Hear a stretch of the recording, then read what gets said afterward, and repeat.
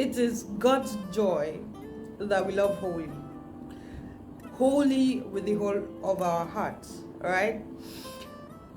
Now that we're supposed to love wholly, we are in a time where it's going to be hard to love wholly, because we've had relationships where we've shown people the whole of us. We have loved them with the whole of our heart, and we were still served breakfast.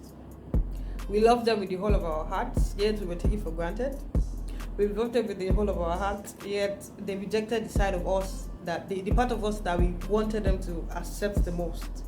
Right? So it makes it a bit hard to love people with the whole of our heart.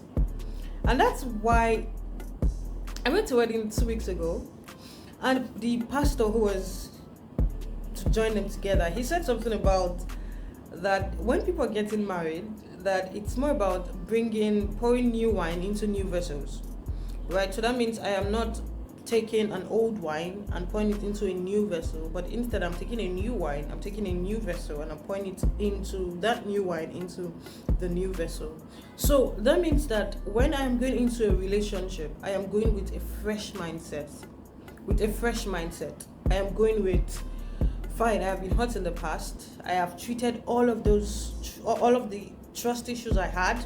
I have treated all of the pain, and even if I'm not entirely healed right, there's still part of me who is willing to still continue the journey to complete wholeness, while I am finding this person and loving this person, while I am not dwelling on the fact that I have been hurt before. And when I see him act a certain way, I am not quick to judge that this is what he's trying to do, trying to hurt me just like the other people have hurt me. I trying to do this just like the other people are doing this. We have to get to that point where before we can even consider relationships, I feel like we need to sort out that part of us.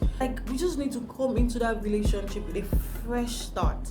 Right, so it's like once you've had your heartbreaks, you've done everything is in a book. You're closing up that book, and then you're putting it aside and taking a new book to start that relationship based on that new book, right? Because if we are to keep judging people or judging every human being in our lives based on how people have hurt us in the past, we will miss out on the goodness that there might be in that relationship. Right, so that it's more like, when you get into a relationship, instead of you withholding yourself because that part of you okay, let me just use an example for myself. The thing that makes me scared is that about myself, right, is that I have been emotional to people, and that emotional side of me has been rejected several times. Not every time, but several times, that I'm beginning to feel like if I go into a new relationship, that I might not be able to express the emotional side of me to the fullest, right? And not because I do not want to, but because of the fear of being rejected. And nobody really wants to be rejected, in as much as we keep saying we do not want the approval of people. If you do not want the approval of people, you still don't want to be rejected by these people, especially if they're people who mean a lot to you, right? So there's that, right? So that fear is something that I personally would not have to treat. I would personally have to look at it from different angles. So is it actually a bad thing to be this emotional, one? Or is it that these people do not have the capacity to handle such emotions, right? So it's something I need to look at, weigh.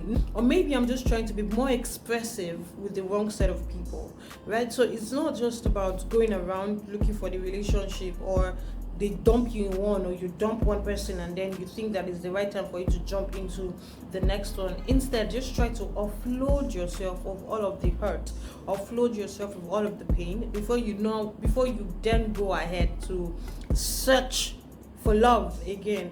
Because the more we continue to search for love, the less we find value in ourselves, right? Because every time we went into relationships and then we left there broken, right? So that means we are leaving broken pieces of ourselves, right? Broken, scattered, and then we've not given ourselves the time to heal, to come back stronger. So by the time we just keep going without healing, instead of making the relationship about the two of you coming together to now start understanding yourself, right? You begin to see the other person as someone who is supposed to come together and hold you together.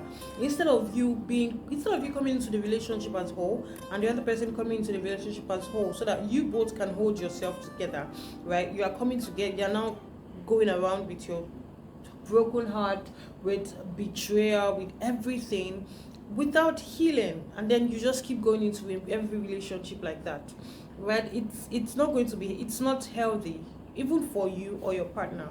So when you give yourself the time to heal, right, it makes you see yourself with a fresh start, with a fresh eye, right? You don't see yourself as someone problematic. You don't see yourself as someone who is just shattered and broken. And because in as much as we do not want to tell it to ourselves, right, that we are hurt, we feel we are going through trauma, even in as much as we are being in denial, right, our subconscious knows the truth. Our subconscious knows the truth and sends a message to our hearts, right? That's why it's very essential that we heal to the fullest, so that when we get into a new relationship, we can love to the fullest without holding back.